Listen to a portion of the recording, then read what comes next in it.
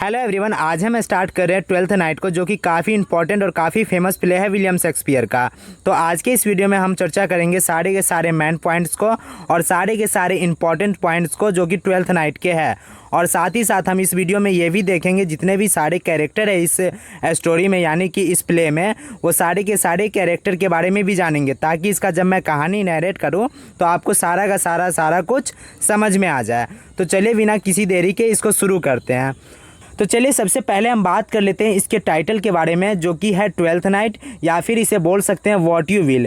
तो देखिए, जब पूछा गया विलियम शेक्सपियर से कि जो आप कहानी लिखे हो इसका पूरा कहानी का टाइटल क्या रहेगा, कहानी तो आप लिख दिए लेकिन इसका टाइटल क्या रखिएगा, तो विलियम शेक्सपियर बोले कि इसका टाइटल रहेगा ट्वेल्थ नाइट या फिर व्हाट यू विल।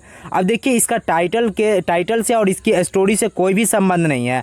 ये जो टाइटल आया है उसके बारे में मैं बता दूं तो देखिए, जब क्रिसमस जो मनाया जाता है क्रिश्चियन लोगों द्वारा, तो वो दिसंबर के लास्ट में मनाया जाता है। तो उसी दिन से बोलते हैं कि 12वें दिन, मतलब ट्वेल्थ नाइट का मतलब 12वां दिन होता है। तो मतलब कि उसी दिन से 12वें दिन को ही ट्वेल्थ नाइट बोला गया है, जो कि अराउंड 6 जैन को आता है, मतलब जनवरी को आता है। तो उस दिन क्या होता है कि 6 जनवरी को ईव ऑफ एनी फेरे नाम का जो होता है, क्रिश्चियन लोग कुछ फेस्ट मनाते हैं या फिर सेलिब्रेट करते हैं, तो उसी से ये टाइटल निकाल लिए थे ट्वेल्थ नाइट, जिसका संबंध स्टोरी से कुछ भी नहीं है। और एक आदमी पूछे थे उनसे कि इसका पूरा टाइटल क्या रहेगा, तो वो पहले तो ये बोले कि ट्वेल्थ नाइट रहेगा, और या व्हाट यू विल का मतलब है कि आप जो बोलो, मतलब आप जो चाहे उसका टाइटल दे सकते हो, ठीक है। तो इसका पूरा टाइटल क्या हो गया, ट्वेल्थ नाइट या फिर व्हाट यू विल, जो आप चाहो। तो आप दोनों का मतलब समझ गए होंगे। अब चलिए बात कर लेते हैं इसके ऑथर के बारे में। तो आप लोग जानते हो, जैसा कि मैंने बताया, इसका ऑथर कौन है।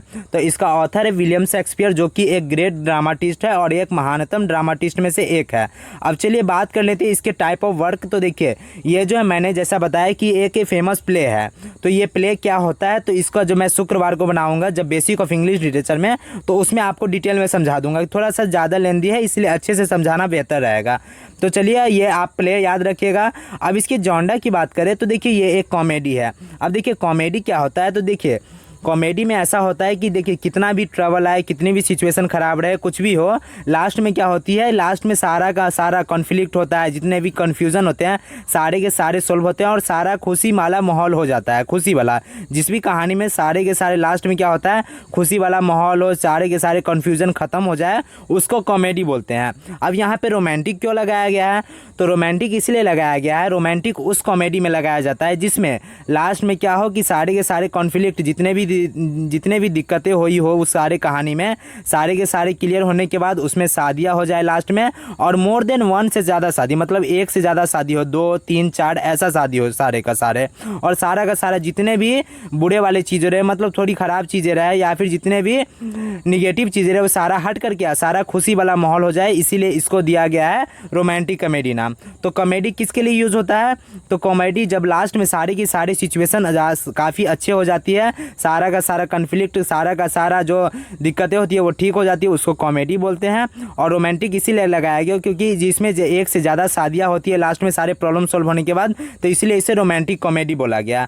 अब चलिए बात कर लेते हैं इसके अगले पॉइंट के बारे में। तो देखिए, इसको रिटन कब किया गया, मतलब इसको लिखा कब गया, तो देखिए इसका आप जवाब दीजिएगा बिटवीन 1600 से 1602 तक, मतलब कि इसको लिखा गया इसी के बीच में। लेकिन कुछ लोग ऐसा भी बोलते हैं कि इसको लिखा गया 601 में, मतलब यहाँ पे 16 से 1 में लिखा गया। लेकिन आपसे जब पूछा जाए तो आप हमेशा यही जवाब दीजिएगा कि इसका जो लिखा गया, ये वाला जो कहानी लिखा गया या फिर ये जो प्ले लिखा गया, वो बिटवीन 16 और 1602 के बीच में लिखा गया, ठीक है।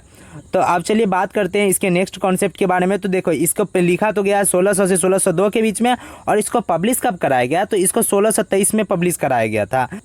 अब चलिए बात कर लेते हैं इसके सीटिंग के बारे में। सीटिंग का मतलब यहाँ पे पैलेस है, मतलब जगह, मतलब इसकी स्टोरी का जितना भी जगह का बारे में बात की जाए, वो कहाँ की जगह के बारे में बात की गई है, तो एलेरिया नाम की एक जगह है, जो कि अभी के देश में माना जाए तो अल्वेनिया नाम से इसको रिप्लेस किया जाता है या फिर रेफर किया जाता है। मतलब ये सारी की सारी सेटिंग जो है एलेरिया नामक एक किंगडम बोल दे या फिर स्टेट बोल दे या फिर एक जगह बोल दे, तो एलेरिया नाम की एक जगह पे ये सारी की सारी सेटिंग रखी गई है। मतलब इसमें का जितने भी कैरेक्टर है वहीं के हैं, और ये अभी के दौर में, मतलब अभी के जो अभी टाइम चल रहा है, तो उस टाइम में अल्वेनिया नाम का एक देश है, तो उसी से रेफर किया जाता है इस एरिया को।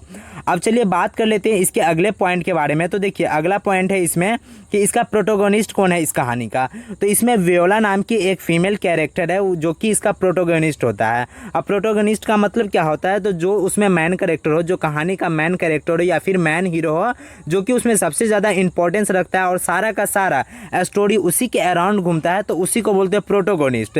तो इसमें का जो हीरो बोल सकते हैं या फिर हीरोइन बोल दीजिए, तो इसका जो मैन कैरेक्टर है वो वोयला है।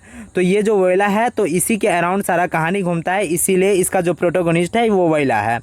अब चलिए बात करते हैं। तो देखिए ये एक लव ट्रायंगल है, मतलब ये जो कॉमेडी है ये एक लव ट्रायंगल। अब लव ट्रायंगल का मतलब क्या है, तो देखिए ये 3 लोगों के बीच में लव ट्रायंगल है। मतलब यहाँ पे ड्यूक ऑर्सिनो है, ओलिविया है और वोयला, जो कि एक कैजेरियो भी है। मतलब इसमें ध्यान से समझिए, ये जो ऑर्सिनो है ये क्या है, ये एक ड्यूक है। ड्यूक का मतलब होता है राजा या फिर नवाब या फिर वो शहजादा, या फिर उसे नवाब बोल दीजिए या फिर राजा बोल दीजिए, ठीक है, ड्यूक का मतलब। ओलिविया क्या है, तो एक रिच कॉन्टेस है। और यहाँ पे वोयला कोई दूसरे देश से या फिर दूसरे जगह से आई हुई एक लड़की है, ठीक है।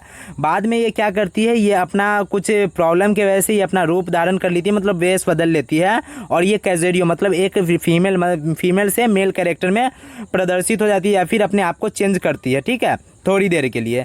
तो देखिए यहाँ पे क्या होता है, यहाँ पे लव ट्रायंगल कैसे बनता है, तो आपको अच्छे से समझाते हैं, तो थोड़ा ध्यान से देखिएगा। चलिए समझाते हैं आपको। तो देखिए लव ट्रायंगल होता है कैसे है कि यहाँ पे जो ड्यूक ऑर्सिनो है ना, इसको वन साइडेड लव किससे हो जाता है, ओलिविया से, इससे, ठीक है। यहाँ पे ड्यूक ऑर्सिनो को लव हो जाता है ओलिविया से। अब बाद में क्या होता है कि ये वोयला को हो जाता है लव यहाँ ड्यूक ऑर्सिनो से, ठीक है। यहाँ पे ऑर्सिनो को है किससे, ओलिविया से, और यहाँ पे और वोयला को हो गया यहाँ पे ड्यूक ऑर्सिनो से। अब यहाँ पे क्या हुआ, ओलिविया को किससे हो जाता है, तो ये हो जाता है वोयला से। अब ऐसा कैसे हो सकता है कि यहाँ पे 2 फीमेल कैरेक्टर है, यहाँ पे मेल कैरेक्टर है। तो ऐसा होता है कुछ कि वोयला जो होती है ना, उसको किसी सिचुएशन की वजह से, कुछ दिक्कतों की वजह से उसको एक मेल कैरेक्टर का जो होता है रूप लेना पड़ता है, या फिर मेल कैरेक्टर जैसा उसको दिखना रहता है। तो इसी वजह से इस सारे में कन्फ्यूज़न हो जाते हैं, और इसी कन्फ्यूजन के चक्कर में एक दूसरे से इस सबको लव हो जाता है, या फिर ऐसा कह सकते हैं कि इस समय मिसअंडरस्टैंडिंग हो जाती है, मिसअंडरस्टैंडिंग। तो ऐसा ही होता है। तो आप समझ गए होंगे कैसे यहाँ पे लव ट्रायंगल बना, मतलब 3 लोगों के बीच में जो लव हुआ वो कैसे हुआ। ड्यूक ऑर्सिनो से किससे हो गया, ड्यूक ऑर्सिनो को हो गया ओलिविया से। वोयला को किससे हो गया, तो वोयला को हो गया ऑर्सिनो से। और ओलिविया को किससे हो गया, तो ये इससे हो गया। तो इस तरह से यहाँ पे ट्रायंगल बन गया, तो इसी को बोलते हैं लव ट्रायंगल। तो ये जो सारा का सारी 12th नाइट की जो कहानी है वो एक लव ट्रायंगल है। तो अच्छा आपको मैं अच्छे से समझा दूंगा जब इसका कहानी नरेट मैं कल करूंगा ना, कल के वीडियो में, तो आपको अच्छे से सारा का सारा कहानी अच्छे से समझ में आएगा। अब देखिए इस कहानी में कुछ ऐसी भी सिचुएशन आएगी जिसमें आपको लगेगा कि यहाँ पे कुछ शायरियाँ सेट खड़ी है। जैसे कि एक शायरी बहुत ही फेमस है, तू नहीं कोई और सही, कोई और नहीं फिर कोई और सही, बहुत लंबी है ज़मीन मिलेंगे लाख हंसी, इस ज़माने में सनम तू अकेली तो नहीं। तो यहाँ पे ऑर्सिनो द्वारा कुछ ऐसा ही यहाँ पे आपको सुनने को मिलेगा, मतलब कि उसी सिचुएशन एक तरह से देखने को मिलेगा। ये बात कर लेते हैं यहाँ पे कैरेक्टर के लिस्ट के बारे में। देखिए इसमें बहुत सारे कैरेक्टर है, इसलिए मैं आज आपके वीडियो अब चलिए बात कर लेते हैं यहाँ पे कैरेक्टर लिस्ट के बारे में। तो देखिए इसमें बहुत सारे कैरेक्टर है, इसलिए मैं आज की इस वीडियो में मैं आपको बता रहा हूँ, नहीं तो इस वाले पार्ट को मैं कल के वीडियो में बताता कैरेक्टर लिस्ट को, और उसके बाद कहानी नरेट करता। लेकिन बहुत सारे हैं इसलिए मैं आज बता रहा हूँ, ताकि आप लोग अच्छे से देख लीजिए और कैरेक्टर में जो भी इंपॉर्टेंट पॉइंट है उसको याद रखिएगा, ताकि आपको जब कहानी सुनाया जाए या फिर नरेट किया जाए तो आपको अच्छे से समझ में आए। तो सबसे पहला इसमें पॉइंट क्या था यहाँ पे ड्यूक ऑर्सिनो का। तो ड्यूक ऑर्सिनो कहाँ है, इलेरिया नाम की जो जगह है उसका ये ड्यूक है, यहाँ का राजा है, ठीक है। अब ये रिच कॉन्टेस कौन है, ओलिविया। ओलिविया क्या है, एक रिच कॉन्टेस है, मतलब यहाँ पे वो उस राज्य की एक बहुत ही अमीर घराने की एक लड़की रहती है, ठीक है। अब तीसरा जो है यहाँ पे वोयला। वोयला क्या है, एक यंग वुमन है, काफ़ी खूबसूरत दिखने में है, ठीक है। अब ये देखिए कुछ रीज़न की वजह से क्या होता है यहाँ पे कैजेरियो, मतलब उसमें लड़का में मतलब अपने आप को चेंज करती है, एक मेल कैरेक्टर का रोल भी अदा करती है कुछ कारण की वजह से, जो कि मैं कहानी नरेट करूँगा तो आपको काफ़ी अच्छे से समझ में आएगा। अब इसमें एक और है सेबेस्टियन, जो कि वोयला का ट्विंस ब्रदर होता है, और इसी के वजह से सारी की सारी कन्फ्यूज़न पैदा लेती है। सेबेस्टियन क्या है, तो वोयला का ट्विन ब्रदर, मतलब कि जुड़वा भाई है। अब चलिए बात कर लेते हैं अगले कैरेक्टर के बारे में। तो एक सर टॉबी बेल नाम का एक सर टॉबी है, जो कि ओलिविया के अंकल है, ठीक है। जो कि फ्री की रोटियां उसके घर पे तोड़ता रहता है। इसका कोई काम धंधा है नहीं, भर दिन शराब वराब पीता रहता है, ठीक है।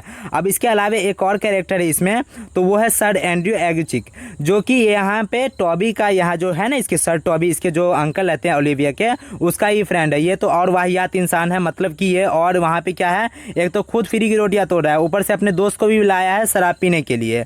अब इसके बाद और यहाँ पे बात की जाए यहाँ पे और कैरेक्टर के बारे में, तो एक मालवोलिया नाम का सर्वेंट है, जो कि ओलिविया का काफ़ी फेवरेट होता है और ओलिविया के काफ़ी क्लोज भी होता है, ठीक है। अब वहाँ पे मारिया नाम की एक मेड सर्वेंट है, जो कि एक लड़की होती है, फीमेल कैरेक्टर है इसमें, जिसका भी काफ़ी अच्छा रोल है इसमें। और उसके बाद दो एक माइनर कैरेक्टर भी है यहाँ पे। एक कैप्टन होता है, जो कि जब सी जो होती है डूब जाती है, तो यहाँ पे डूबती रहती है, तो वहाँ पे सेव कौन करता है, तो फर्स्ट कैप्टन जो रहता है वो सेव करता है वोइला को, और दूसरा कैप्टन जो रहता है वो सेव करता है यहाँ पे सेबेस्टियन को, जिसका नाम एंटोनियो होता है। तो ये सारे कैरेक्टर के बारे में आप कल अच्छे से याद करके रखिएगा, मतलब कौन सा कैरेक्टर क्या है, ताकि आपको जब कहानी सुना जाए तो आपको काफ़ी अच्छा लगे। अब देखिए, जैसा कि आपको पेपर 3 स्टार्ट हो रहा है, तो आपको कुछ नोट्स मेकिंग के बारे में मैं बता दूं, ताकि आपका नोट्स काफ़ी अच्छा रहे। तो देखिए, सबसे पहले आप प्रॉपर क्लास सारे के सारे क्लास जितने भी यहाँ पे करवाए जाते हैं, उसके सारे के सारे स्क्रीनशॉट लेके रखिएगा, और सारे के सारे को आपको अच्छे से नोट्स बनाने हैं, ठीक है।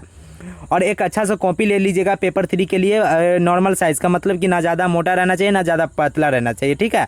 एक नॉर्मल कॉपी ले लीजिएगा, उसमें सारे के सारे जितने भी लाइन से पढ़ाया जाए वो सारे के सारे आपको अच्छे से नोट करने हैं, ठीक है। अब उसके बाद दूसरे पॉइंट की बात की जाए, तो फॉर लॉन्ग आंसर, आपको लॉन्ग आंसर जब लिखाया जाए, जैसे कि वहाँ पर कैरेक्टर स्केच लिखाया जाए या फिर समरी लिखाया जाए, तो उसमें याद रखिएगा कि कुछ आपको याद रखने होंगे। जैसे कि यहाँ पे कीवर्ड्स का ध्यान रखिएगा। जैसे कि मैंने जो वहाँ पे लॉन्ग आंसर लिखा है, तो उसको तो लिखना ही है, लेकिन उसमें आपको कीवर्ड्स निकालना है। जैसे कि कहानी जो मैं वहाँ पे आंसर लिखा है वो, कि वो किस फ्लो में चल रहा है, मतलब कौन से लाइन के बाद, मतलब कौन सी बातों के बाद कौन सा बात चल रहा है, उसमें कौन सी मीनिंग है जो कि इंपॉर्टेंट है, जिसको आपको पता नहीं है और उसको आपको याद रखना है। तो ऐसे आपको लॉन्ग आंसर का भी नोट्स बनाना है और प्रॉपर नोट्स बनाना है सभी चीज़ का। उसके बाद वहाँ पे यूज़ क्रिएटिविटी और डायग्राम का मतलब है कि हर चीज़ में, मतलब जितने भी आप क्लास नोट्स बनाइए, उसमें जितना भी बैकग्राउंड हो सकता है, जितना भी वहाँ पे जैसा भी गोल करके हो, चाहे जितना भी वहाँ पे आप डायग्राम के फॉर्म में आप लिख सकते हैं, जितना भी अपना क्रिएटिविटी यूज़ कर सकते हैं उतना यूज़ कीजिएगा। 2 पेन का 3 पेन का यूज़ कीजिएगा, ताकि अच्छा दिखने में लगे। क्योंकि नोट्स क्या होता है, जब आप लास्ट टाइम में एग्ज़ाम देने जाइएगा तो आपके लिए सबसे ज़्यादा हेल्पफुल वही रहने वाला है। मेरे द्वारा जो 150-200 जितने भी यहाँ पे जितने भी प्रोवाइड किए जाए, वो आपके काम नहीं आएगा, क्योंकि लास्ट टाइम में आपके जो कॉपी में प्रोवाइड रहेगा, आप जो कॉपी में लिखे रहेंगे, वो काफ़ी इंपॉर्टेंट होगा। अब ये तो पॉइंट मैंने आप ही चर्चा की, डबल पेन का यूज़ कीजिएगा, मतलब काफ़ी अच्छी दिखनी चाहिए। अब